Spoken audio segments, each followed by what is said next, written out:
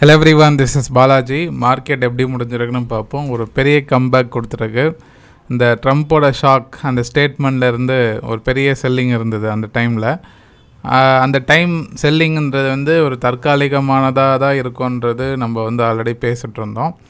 ஏன்னா global market condition, India VIX இதெல்லாம் பார்க்கும்போது பார்த்திங்கன்னா பெரிய ரியாக்ஷன் இல்லை. அந்த இன்ட்ராடேவோட செல்லிங்கோட முடிஞ்சிடுச்சு.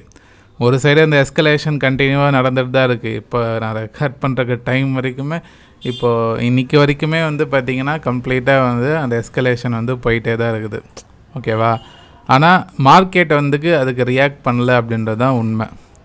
அந்த ஒரு விஷயத்துக்கு மட்டும்தான் ரியாக்ட் பண்ணிச்சு. அதுக்கப்புறம் நல்ல ரிக்கவரி. இன்றைக்கி ஒரு சூப்பர் ரிக்கவரி. லார்ஜ் கேப் ஸ்டாக்ஸ்லாம் நல்ல ரிக்கவரி கொடுத்துருக்கு. Bank Nifty. ஒரே ஒரு நல்ல விஷயம் என்னென்னா, ஸ்மால் கேப் புது உச்சத்தில் க்ளோசிங் வந்திருக்கு. ஸ்மால் கேப்பு மிட் கேப் ரெண்டுமே புது உச்சத்தில் பேரலாக பிரேக் அவுட் ஆகிருக்கு. இதுக்கப்புறம் அந்த ஸ்மால் கேப் ஸ்டாக்ஸ் எதெல்லாம் ஏறாமல் ரொம்ப நாள் அடிமட்டமாக இருந்ததோ எல்லாமே ஸ்லோவாக ஏற ஆரம்பிக்கும். நிஃப்டி 500 எல்லா ஸ்டாக்ஸும், நிஃப்டி மைக்ரோ கேப் எல்லாமே ரேலி ஆகும். ப்ராடர் மார்க்கெட் லுக்கிங் குட் இப்போதைக்கு. Break out for your kind information. So 2 வருஷமாக நிறைய பேருக்கு இந்த ஸ்மால் கேப் மிட் கேப் ஸ்டாக்ஸ்லாம் பெரிய ரிட்டர்ன்ஸ் கொடுக்காமல் இருந்தது. இது அதுக்கப்புறம் மாறும். பிரேக் அவுட் ஸ்டாக்ஸ்லாம் நிறையா அவைலபிளாக இருக்கும். அதுக்கப்புறம் swing traders, small short term investor, long term investor எல்லாமே ஒரு ரைட் டைம். ஓகேவா? கான்சன்ட்ரேட் பண்ணுங்கள். பட் இது ஃபாலோ அப்லே வச்சுட்டே இருக்கணும். இப்போ ரேலி ஆகிட்டே இருக்கும்போது சடனாக ஏதாவது நியூஸ் வந்தாலும், ஏதாவது டெக்னிக்கலாக ஏதாவது ரிவர்சல் வந்தாலும் நம்ம ஐடென்டிஃபை பண்ணி ரியாக்ட் பண்ணுற மாதிரி இருக்கணும். நிறைய பேர் பண்ணுற தப்பு என்னென்னா, மார்க்கெட்டில் இன்வெஸ்ட் பண்ணிட்டு அப்படியே விட்டுறாங்க. அதை கவனிக்கிறதே கிடையாது. அது ஏறி இறங்கி நம்ம சரியான டைமில் முடிவு எடுக்கலன்னு வச்சுக்கிங்களேன், ப்ராஃபிட்டையும் சரியாக நம்ம தக்க வைக்க முடியாது. சரியான லாஸையும் கரெக்டான இடத்துல ரிவர்சல் பார்த்து வெளியே வர முடியாது.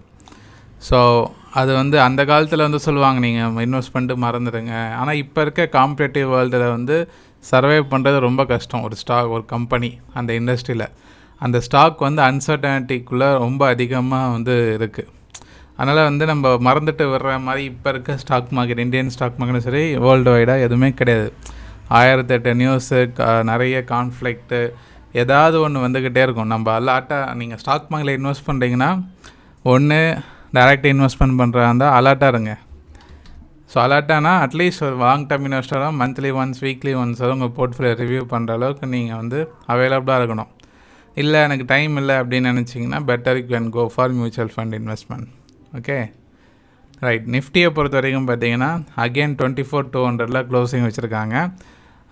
மிட் கேப் ஸ்மால் கேப் செம்ம ரிக்கவரி.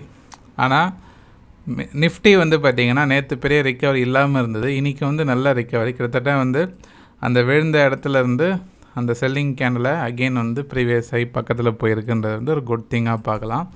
இது என்ன ஆச்சுன்னா, வீக்லி க்ளோசிங் ஓரளவுக்கு செல்லிங் ப்ரெஷர் இல்லாமல் பையிங் ப்ரெஷரில் க்ளோசிங் வச்சுருக்காங்க.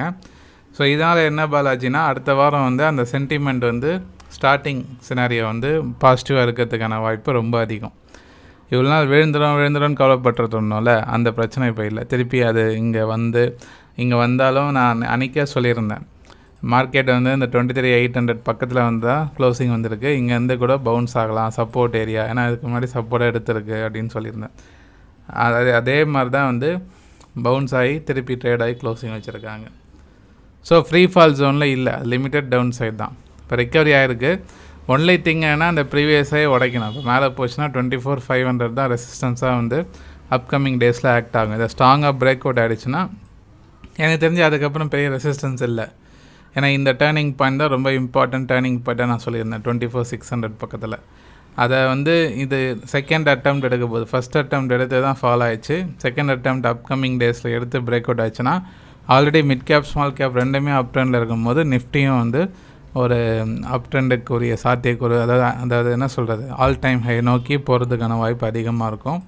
இப்போதைக்கு வீக்லி க்ளோசிங் ரொம்ப நல்லா வச்சுருக்காங்க. பேங்க் நிஃப்டியும் நல்ல recovery, fantastic recovery. Weekly closing அந்த ப்ரீவியஸ் ஹைக்கு அந்த டபுள் பாட்டம் நெக்லைனுக்கு மேலே 57,600க்கு மேலே 58,000க்கு மேலே தான் க்ளோசிங் வச்சுருக்காங்க. எனக்கு தெரிஞ்சு மார்க்கெட்டை ஸ்லோவாக மேலே தான் போகும். இது என்னோடய தனிப்பட்ட கருத்து. நீங்கள் நம்மளும் சரி, என்னோடய கருத்து தப்பாக கூட போகலாம். ஏன்னா market is all about uncertainty. But நான் ரிசர்ச் பண்ண வரைக்கும் சொல்கிறேன், மார்க்கெட் வந்து இப்போதைக்கு வந்து பாசிட்டிவ் ட்ரெண்டில் தான் இருக்குது. இப்போ இந்த சின்ன சின்ன செல்லிங் சென்டிமெண்ட் ஏதாவது அன்சர்டனிட்டி வந்தாலும் அது வந்து அகெயின் ரெக்கவரி ஆகி பழைய நிலைமைக்கு தான் போகிற மாதிரி இருக்குது. ஸோ ஓவராலாக பார்க்கும்போது மார்க்கெட்டை வந்து ஸ்லோவாக அப் ட்ரெண்டுக்கு திரும்புது அப்படின்றது தான் என்னோடய வியூ. ஓகே, உங்களோட கருத்தை நீங்கள் கமெண்ட் பண்ணுங்கள். ஸோ அப்கமிங் டேஸில் நம்ம வந்து இந்த ஸ்டாக்ஸ் செலெக்ஷன்ஸ்லாம் நான் நேற்றே வந்து இந்த கல்யாண் ஜுவல்லர்ஸ்லாம் நான் சொல்லியிருந்தேன். யார் ஃபோக்கஸ் பண்ணிங்கன்னு தெரில. இந்த ஸ்டாக் இன்றைக்கி அகெயின் வந்து 8% வரைக்கும் ஏறி இருக்குது. ஒரு ஸ்ட்ராங் பிரேக் அவுட்டாக இருக்குது. அதான் முக்கியமான விஷயம். ஸ்ட்ராங் பிரேக் அவுட்னா அந்த ப்ரீவியஸ் கன்சால்டேஷன் 1 இயரோட ஹையை உடைச்சிருக்கு இந்த ஸ்டாக்கு. லாங் டேர்ம் டவுன் ட்ரெண்ட்லேருந்து வெளியே வந்திருக்கு. ஸோ இது வந்து எப்படி டெவலப் ஆகுதுன்னு பாருங்கள்.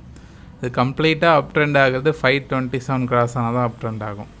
பட் இப்போதைக்கு அந்த மைனர் டேர்ம் இந்த சைட் வேஸை உடைச்சதுனால அது 528 வரைக்கும் இப்போதைக்கு பாசிபிலிட்டி இருக்குது. மேபி லாஸ்ட் 3 டேஸில் 40% இந்த ஸ்டாக் ஏறி இருக்குது. ஸோ இந்த இடத்துல சின்ன சின்ன செல்லிங் வந்துட்டு கூட போகலாம். 454க்கு மேலே இந்த ஸ்டாக் வந்து ட்ரேட் ஆகிற வரைக்கும் பாசிட்டிவ் சென்டிமெண்ட்டில் தான் வந்து இருக்கும். ஓகே, இன்றைக்கி கூட வந்து அப்ஸ்டாக் கிளைண்ட் குரூப்பில் வந்து ஸ்விங் ட்ரேடிங் அவங்க ரெக்கமெண்ட் பண்ணதெல்லாம் நான் கொஞ்சம் அப்டேட் பண்ணியிருந்தேன். ஸோ இந்த மாதிரி இதுக்கப்புறம் வந்து மார்க்கெட் நல்லா இருக்கும் போது நானே வந்து நிறைய அவங்க கொடுக்குறதுல நிறைய ஃபில்டர் பண்ணி ப்ரைஸ் ஆக்ஷன் நல்லா இருக்கிறத பார்த்து உங்களுக்கு வந்து போஸ்ட் பண்ணுவேன். நீங்கள் யூஸ் பண்ணிக்கிங்க அப்ஸ்டாக் கிளைண்ட்ஸ். ஓகே, ஸோ இன்னொரு விஷயம் பார்ப்போம். ரிலையன்ஸு, ஹெச்டிஎஃப்சி எல்லாமே வந்து நான் அப்புறமா வந்து நான் சண்டே வீடியோவில் ஆட் பண்ணுறேன். நீங்கள் உங்களுக்கு நிறைய கமெண்ட்ஸ்லாம் இருக்கும். ஏதாவது கேட்கணுன்னா நீங்கள் வந்து கமெண்ட் செக்ஷனில் பதிவு பண்ணுங்கள். நான் சண்டே வீடியோவில் ஆட் பண்ணுறேன்.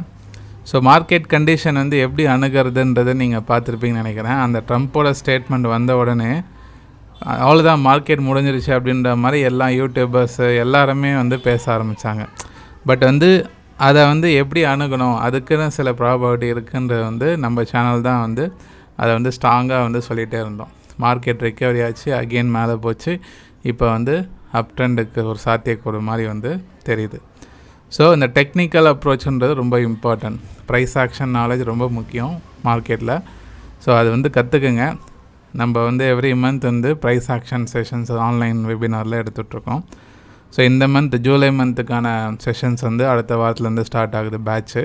விருப்பப்படுறவங்க வந்து கற்றுக்குங்க, ரொம்ப யூஸ்ஃபுல்லாக இருக்கும். ஏதாவது கொரீஸ் இருந்தால் வாட்ஸ்அப்பில் கான்டாக்ட் பண்ணுங்கள். நிறைய பேர் பார்க்குறீங்க, லைக் பண்ணுங்கள். நிறைய பேருக்கு இந்த வீடியோ ஷேர் பண்ணுங்கள்.